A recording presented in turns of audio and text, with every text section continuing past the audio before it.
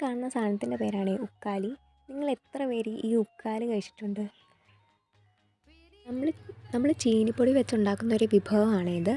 ഈ ചീനിപ്പൊടിക്കകത്ത് ചാളയും കക്കയൊക്കെ ഇട്ട് വെച്ച് ഇത് കുറുക്കൽ പോലെ ആക്കുന്നവരും ഉണ്ട്. പക്ഷെ നമ്മൾ അതല്ല ചെയ്യുന്നത്, ഉക്കാലിയാണ്. അതിന് വേണ്ടി നമുക്ക് ചീനിപ്പൊടി പുട്ടിന് നനയ്ക്കുന്ന പോലെ കുറച്ച് ഉപ്പ് കുറച്ചേ ഇടാവുള്ളൂ.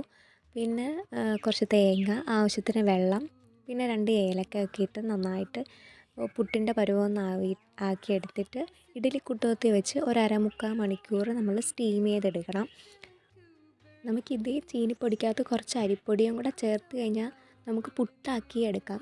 ഇപ്പം അരിപ്പൊടി ചേർത്തില്ലെങ്കിലും കുഴപ്പമില്ല, രണ്ടും നല്ലതാണ്. അതിന് ശേഷം ആ പൊടി നമ്മളൊന്ന് ഉടച്ചെടുക്കണം, കട്ടകളൊന്നും ഇല്ലാതെ.